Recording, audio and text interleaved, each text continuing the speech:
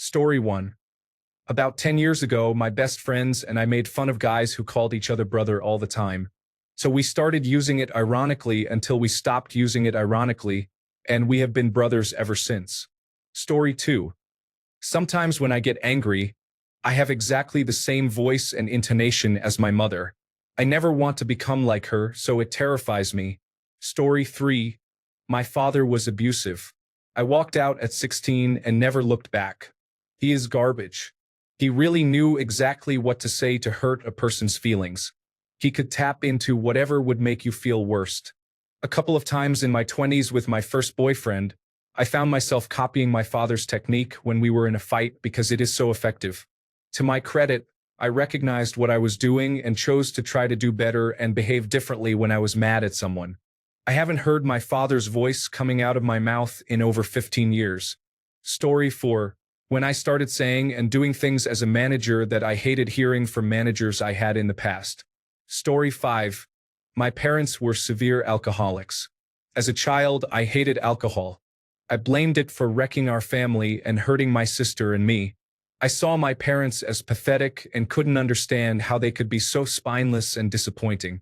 15 years later, I was the alcoholic, in and out of rehabilitation, barely scraping by. I had been to jail for alcohol-related offenses. Life has a way of coming full circle. On the bright side, I got sober, which is something my parents never had the courage to do. I am proud of myself for rewriting the narrative, even though I was headed down the same path. Story 6. I have a friend who has been against the baby boomer generation and property investors for over a decade. He always claims the housing market is inflated because wealthy people own multiple houses. He owned his own house and met a woman who had her own home. They eventually married. Then they had two houses when his wife's father tragically and unexpectedly died, leaving his only daughter his house. Now, my friend and his wife own 3 houses between the two of them with no children. I find this endlessly hilarious and constantly remind him that he is a member of the baby boomer generation at 29 years old, owns multiple properties, and is part of the cause of the housing bubble. Story 7. Not sure if this counts, but I was very determined that I would be dead by 21 at the latest, and I am about to be 30. Story 8. I worked in a bookshop. Suddenly, e-readers were everywhere, and I swore I would never get one. I had many reasons, such as they don't feel like a book, don't smell like a book, don't look good on a shelf, and Amazon takes advantage of authors. I held out for just over 15 years until we went on holiday. I had a Super Nectar card and Argos offer and basically got a Kindle Paperwhite for about £40 with a couple of months of Kindle Unlimited. I thought I can read lots of free books on holiday and then cancel it so I don't have to carry 5 books with me. A year later, I was deep into fantasy romance and World War II nonfiction, which I like to alternate. I still buy physical books as well and work in a library, so hopefully it balances out. Story 9. I was a very science-focused student since first grade and understood perfectly why smoking is harmful. Who in their right mind would continually breathe in toxic carcinogenic smoke every 30 minutes? I started smoking at 15 and have smoked since. Smoking also led me to other substances. Turned out I am easily addicted to things. Story 10. There is a man at work whom I cannot stand. He brings out the worst in me. Petty, short-tempered, and rude. It feels as if I cannot stop. I am reflexively rude to him. I would not like myself from an outside perspective seeing how I act toward this man. He is definitely unpleasant, but I should be able to control my emotions better and respond to him with neutrality. Story 11. My dad was a lazy, manipulative person. He would not do anything for himself. He stayed in bed all day, watched television, and had us do everything for him. He could be cruel about it, and I hated him for it. He did not work, he stole the money anyone did have, and had a food and cocaine addiction. I was diagnosed with idiopathic intracranial hypertension a few years ago. A cerebral spinal fluid vein in my brain collapsed. I spent 2 years essentially catatonic before I received proper treatment, and now I struggle with the fact that my brain is hypersensitive to any stimulus. Basically, doing anything at all triggers a migraine, so I just lie around all day. I cannot even watch television because the light triggers a migraine. I hated my dad, and I do not want to be like him. I do not want to sit around all day. I paint and make art because it is low-key and I can take breaks, but I still rely on other people to cook, clean, and do things. I do not demand that they do it. I do not manipulate, but it still feels difficult. I do not like it. Story 12. When I was first learning to drive, I swore I would never fall into the family car stereotype after seeing an older man driving his minivan. He had flame decals around his license plate and a skull hanging from his rearview mirror. I couldn't stop laughing. Then I became a dad and a husband. Within a year, I owned both a station wagon and a minivan. The wagon had a turbo on it, so I take solace in that, but otherwise I am that guy. Story 13. As a child, I absolutely hated anything involving needles, including blood drawing and vaccines, as well as the medical staff involved. Now I work as a nurse in pediatrics. I had to forcibly restrain a patient for the first time in order to draw blood. I was called an evil witch and spit at. Cannot blame her. For context, the patient was an elementary school-aged child with a mental disability, suspected to have a serious condition. We needed to analyze blood to diagnose and potentially treat the condition. Story 14. Friends and I have a group chat. A few of us started teasing one of the guys by pretending to talk in very bad London Roadman Generation Z slang. We have now been messaging each other like that for about 3 years, and he still gets annoyed. He said, "Say less, family," but stayed very upset still. Let it go. Story 15. I was deeply influenced by toxic masculinity and the 2016 Trump movement, as well as the information sources InfoWars and Prager University. I am now openly bisexual and a socialist. Getting a job and having adult responsibilities changes a lot. Story 16. Used to get bullied and teased. Learned how to insult someone and stand up to a bully. I don't know if that is good or bad. Story 17. I made fun of a guy whose favorite movie was Crank. When he told me his favorite parts, I said I would never watch it in my life, and it sounded like something only a 12-year-old boy would like. Nearly 13 years later, it came on by accident. I had no idea but was enthralled and thought it was the funniest and most stupid thing I had seen. I had a great time. Before I knew it, I was recommending it to people when they wanted to watch something ridiculous. I was even defending it to my friends who had a similar opinion to mine. I was so adamant back then. After watching every Jason Statham film, it made me wonder if I should send him a message sometime. Story 18. I always disliked customers who were disorganized. Buying beer with 38 cents in change and the rest split between 3 debit cards. Now I am that person. Story 19. I used to be a very staunch and arrogant atheist as a teenager. I never accepted religion and was deeply interested in science, particularly physics. However, as I began studying physics, I started questioning my militant atheist stance. I realized that while you can explain much of the how, the why often remains elusive. There are many mind-numbing paradoxes that either prevent you from obtaining complete information about certain phenomena or make it impossible to transmit that information within a realistic time frame. I still believe that most existing religions are largely fabricated, and I do not subscribe to any of them. However, it is safe to say I am agnostic now. It seems egotistical to completely reject the possibility of some form of divine intervention or explanations beyond human comprehension. Story 20.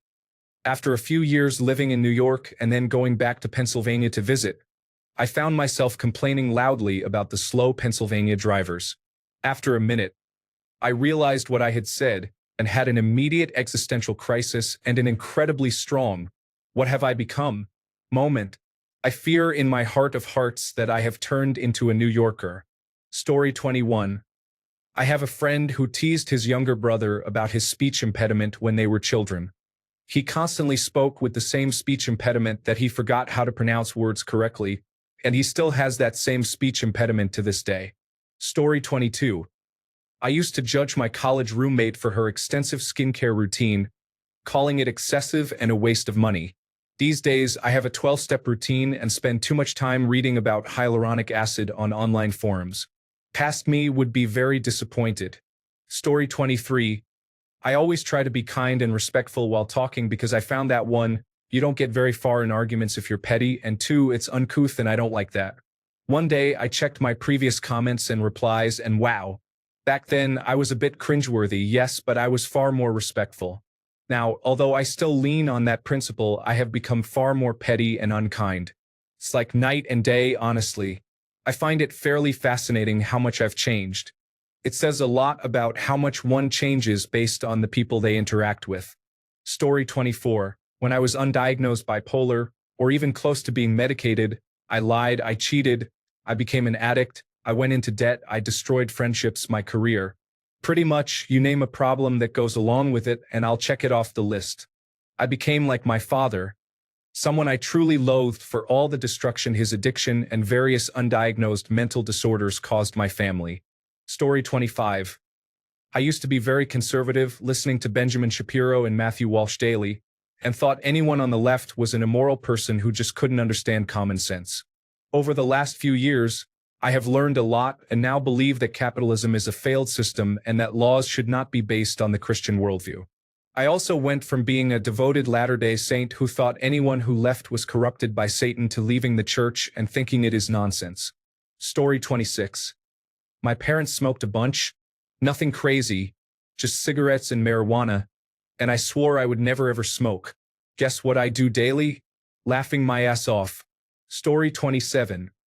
Frustrating money-focused gambling mobile games. Thank you, Pokemon Go, for the remote Gigantamax raids. Everyone who understands this, please learn what a tank is if you don't already know. Story 28. Growing up with an extremely toxic and abusive family, and across many schools enduring constant bullying and harassment, made me very jaded in ways that I acknowledge as unhealthy. Story 29. I used to be bullied by a boy in school. I was taller and stronger than him, but I could never retaliate. One day, I said it was enough. During lunch break, I started calling him names. He ignored me and kept walking, so I pushed him from behind. He fell badly, and the contents of his lunchbox spilled on the floor. Later, my teacher called me, and the boy was standing beside her, crying. That was the moment when I felt bad for him and guilty for what I had done. I thought, I became the very thing I swore to destroy. Although now I don't feel the same because he had bullied me far more, and I had reached the point of crying myself, I still did not like how my revenge turned out. I did not want to make him cry. Story 30. I was the archetype of a self-important science nerd in high school and college, looking down my nose at the soft sciences and one-shutters the humanities. I am now pretty sure that most people would improve their lives if they believed in astrology. Story 31. I always had the idea that I should help coworkers in one way or another, usually by answering questions. After joining a new team, I noticed that our support team was rather abusive in the way they asked for things. One direct colleague couldn't handle the stress. Within a year, I became really short with my answers, and I don't believe a thing they claim. I used to believe people are able to learn, but these people cannot. Story 32. When I was much younger, I saw my father working hard at his corporate job to pay for my food and toys. I promised myself I would never become like that. Now I am working for him, working hard to pay for my food and toys. Story 33. My boyfriend was against pet names, so I started calling him honey, sweetie, darling every time I wanted something. Every other sentence now starts or ends with honey for both of us. Story 34. Raised Christian, became an atheist in college. Now a staunch spiritualist. I read tarot and practice witchcraft. Both my former selves would agree that I am pretty insufferable. I do not care. Story 35. As a teenager, I hated anyone trying to help me and did whatever I wanted without thinking. Now, as an adult, I am an intensive behavioral and trauma therapist for troubled teenagers and all children. Story 36. I was rebellious and a borderline anarchist who used any drugs I could get my hands on. Then I hit my mid-20s and watched my friends either die or go to prison. Now I'm clean and work a federal job to support my family and loved ones while trying to live a healthier life. I always think of the dad from the movie SLC Punk. I didn't sell out, I bought in. The younger version of me, full of ignorance and anger, would never be able to accept what I am now. Story 37. Due to many life circumstances, I am no longer the shy, caring, nerdy person I once was. I have become very jaded with life, and the pessimism I feel towards everyone and everything is immense, to say the least. However, on the bright side, being 2 years sober from drugs and alcohol while taking ownership of my past mistakes has led to some positive change, slow change, but positive change nonetheless. Therapy and medication to combat suicidal thoughts help a lot, to be honest. Story 38. In 2015, I was a libertarian skirting the edge of the alternative right pipeline. As it turns out, they do not like queer people and I do not like trickle-down economics. I am a transgender, non-binary anarcho-socialist and a bisexual furry. Story 39. My father and I both have major anger issues, mainly related to how we act when we get mad. The main difference between him and me is that he is not as angry as I get, but he becomes angry more often. I very rarely get angry but have previously been physically abusive, and it terrifies me. Story 40.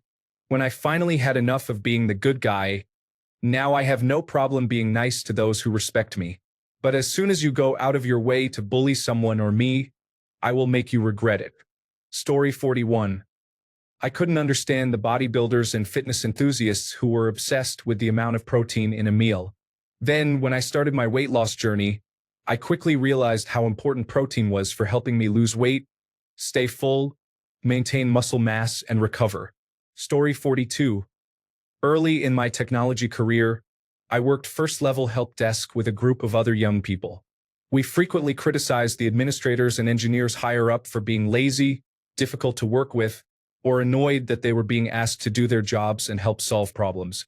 Now, decades later, I am one of those administrators, and being constantly interrupted with requests to perform basic diagnosis or troubleshooting drives me absolutely crazy. I also do not have time to do everything flawlessly and by the book when I have 4 projects and 3 urgent issues that must all be top priority in any given week.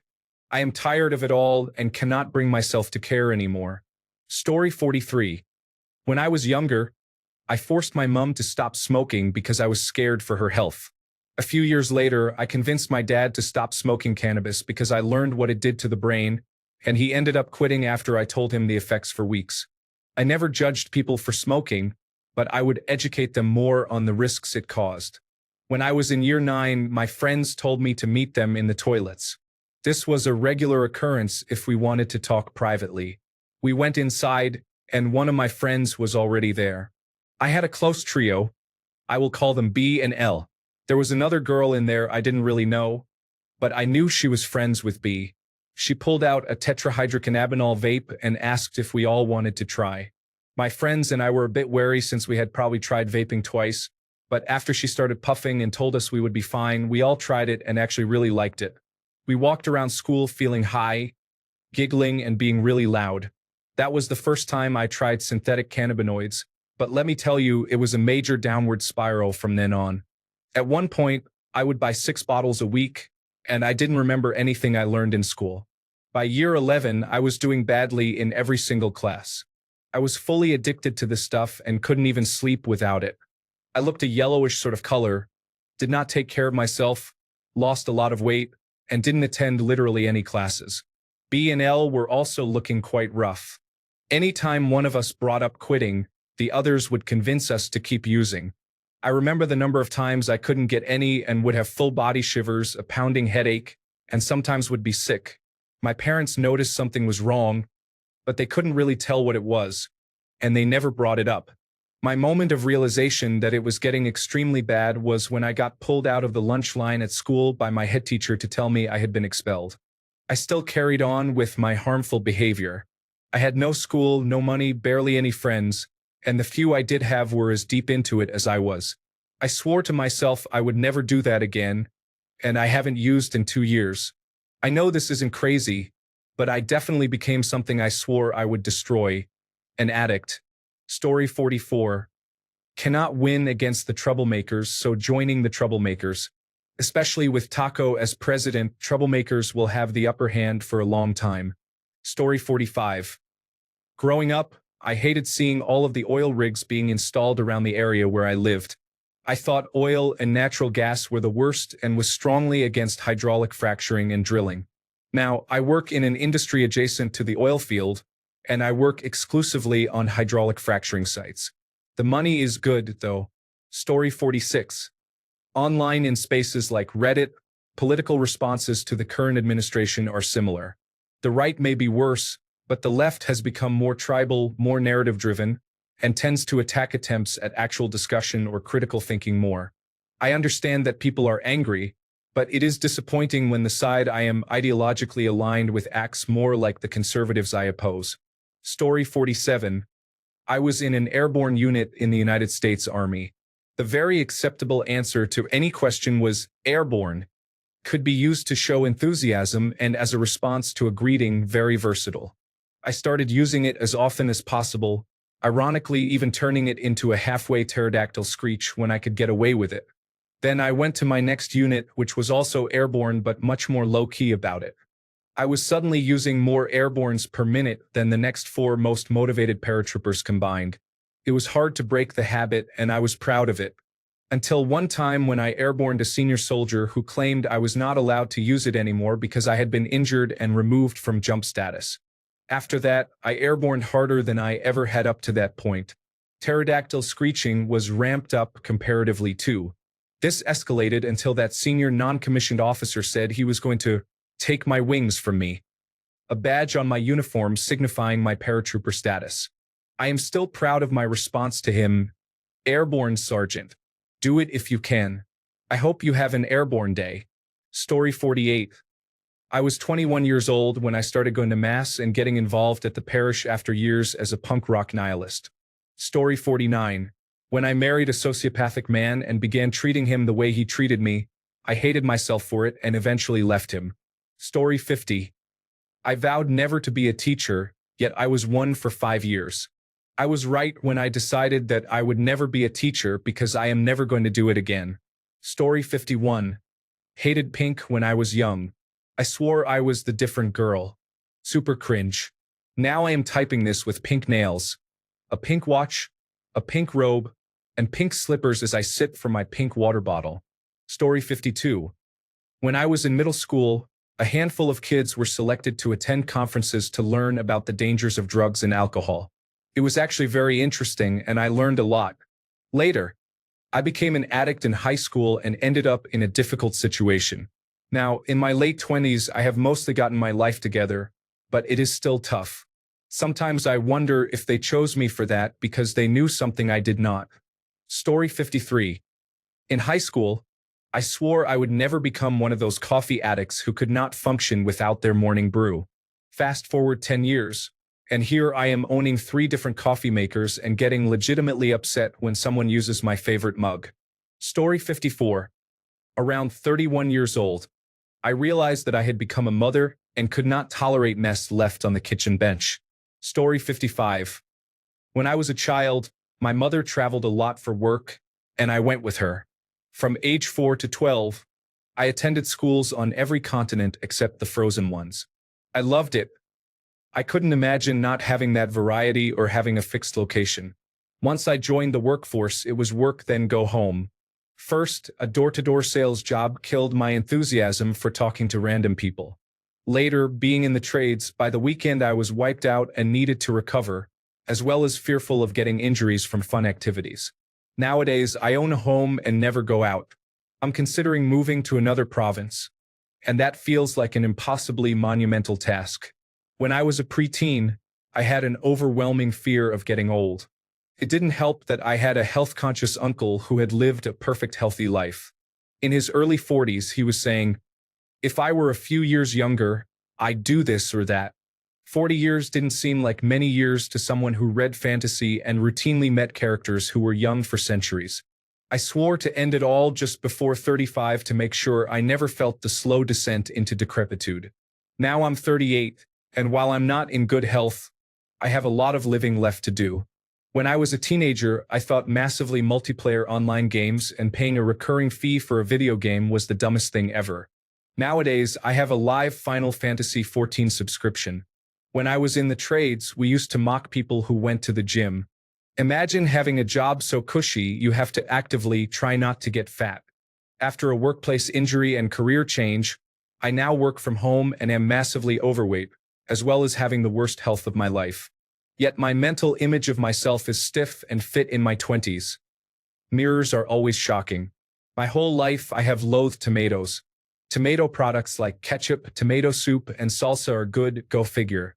At some point, I realized that while I still hate the taste is light enough, and the moisture content helps prevent sandwiches, wraps, and burgers from being dry. The flavor is mostly hidden. Story 56. My girlfriend and I play Fall Guys a lot, and we hated the golden teams, which are two players wearing golden costumes. We actively tried to eliminate them because, in our eyes, they were tryhards. Now we sometimes wear our golden chicken costumes and playfully bully everyone.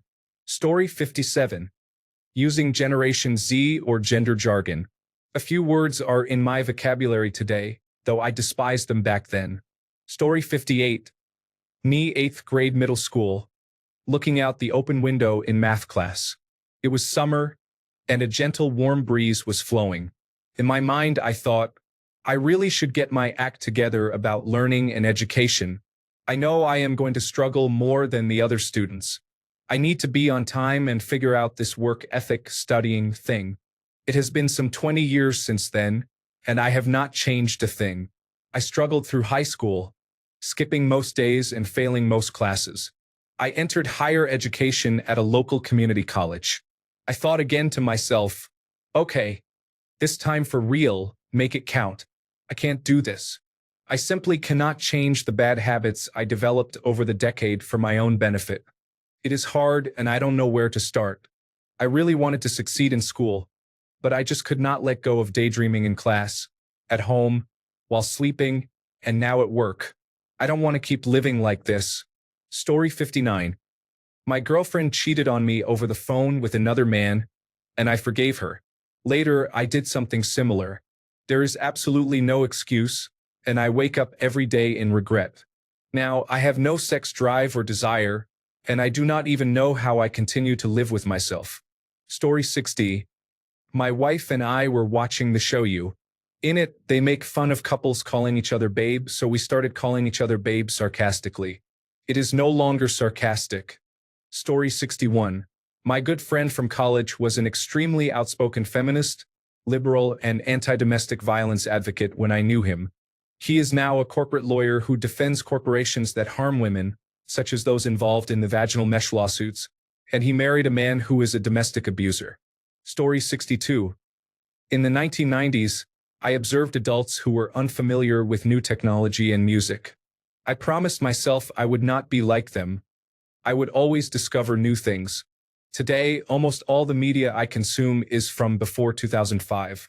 Story 63. Growing up, I hated police officers. We were poor in a rundown part of Tulsa.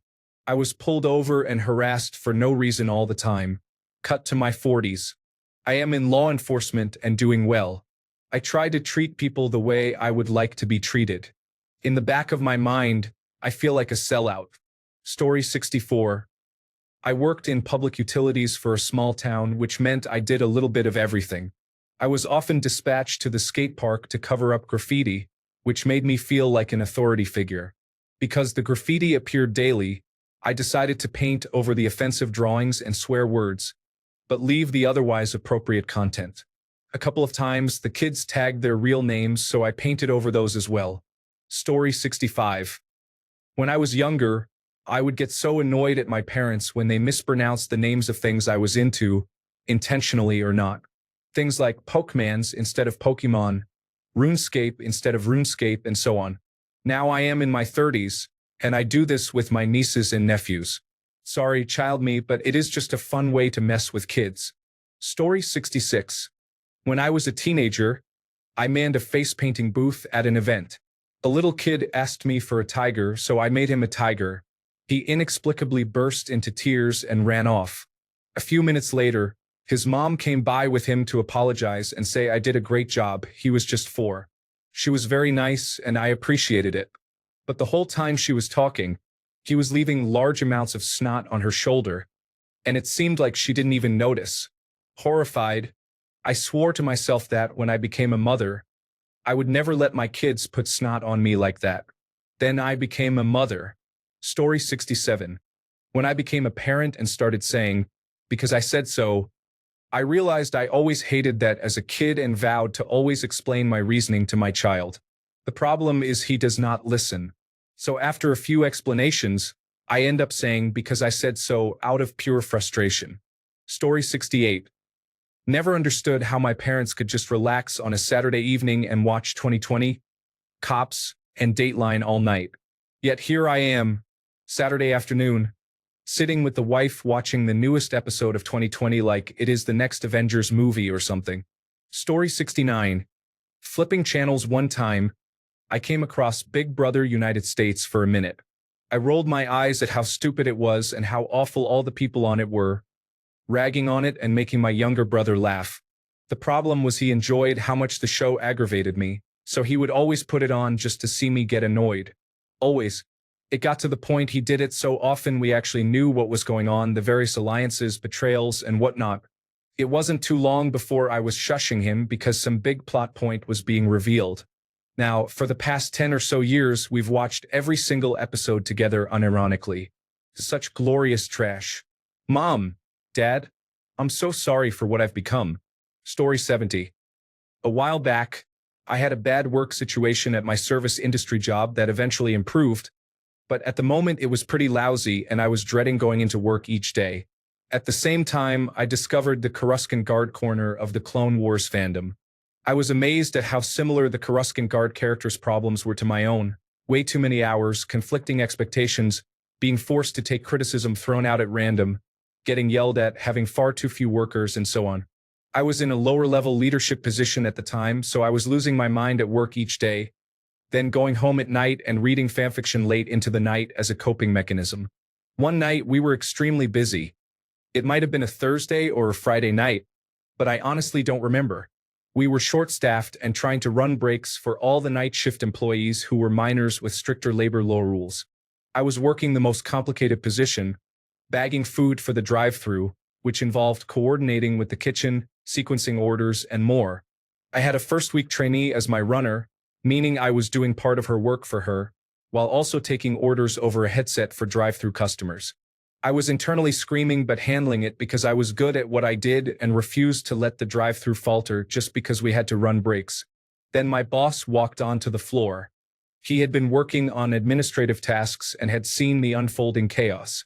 He looked at me bagging, saucing, calling instructions, organizing, and taking orders, and said with disbelief, "What are you doing?" I barely registered what he asked and responded, "Oh, this is totally fine. It's normal." The moment after was one of the weirdest in my life. I realized I had just used the same excuse that Fox, a character from the Coruscant Guard fanfics I had been reading almost every night for weeks, had used in a story I was reading. While reading that story, I had thought how naive Fox was not to realize how bad the situation was. Then I realized I was in that situation. I went back to bagging because, honestly, what else was I supposed to do? This situation has not happened in a long time, but it was one of my lower moments in my career. In summary, I critiqued the acceptance of overworking in a fanfic and then realized I was doing it in real life. Story 71. A minor example, but for most of my life, I have shied away from anything sexual, even through puberty, which is when I assume it usually arises. I did not understand why people pursued it, or how it could tear apart friendships and empires alike. Fast forward to about 2 weeks ago. I am apparently not asexual. Now it feels like I have a miniature eldritch entity in my head that messes with my brain whenever my thoughts turn to a specific person. I find myself pursuing it. Story 72. Junior year of high school is difficult. You get bullied until you become one, and then spend your adult years regretting it. Story 73. No screen time for children. We have a wild toddler and no support network. When I need to complete tasks, she gets screen time. Story 74. I always scolded those who stopped taking their medication and became erratic and unbearable. For most of the past year, I was that person. Thankfully, my wife has been incredibly patient, and now I am on proper antipsychotic medication. I do not want to be the angry man in my house. I want to be the patient one in my home.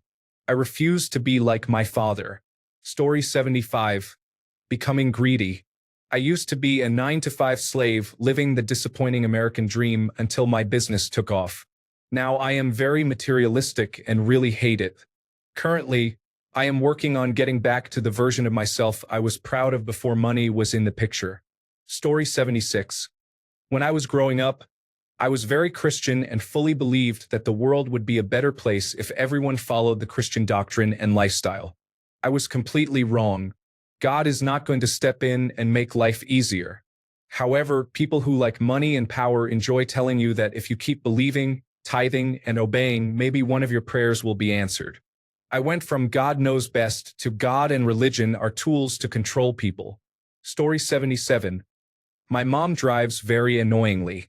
She is either full gas or full brake every second. While I was practicing driving, my dad said I was driving exactly like her. Story 78. Started playing Minecraft and Fortnite during the pandemic. I still dislike 99% of the fandom, but they are great games. Story 79. When I get upset at someone because they are doing the chores incorrectly, or when I call someone's name for help but end up doing it myself because they did not respond immediately. Story 80. When I was a punk rocker and used to say we need to overthrow the authorities, I always knew that I was not being truthful. I am not sure I ever truly believed in destroying what I claimed to oppose at 15 years old. Then again, I did not want to ruin the life of someone who works for a living, endures some nonsense occasionally, pays their taxes, and follows the law. That is not a bad thing after all. Laws were created so that we can all live together and get along with a little sacrifice now and then. It is not such a bad thing. Story 81. I became a mean girl recently, but I had no intention to destroy anyone. It is just annoying when anyone is mean to someone else, and it makes me sad. Thanks a bunch for sticking around till the end of the video. Remember to subscribe, and until next time, stay awesome and goodbye.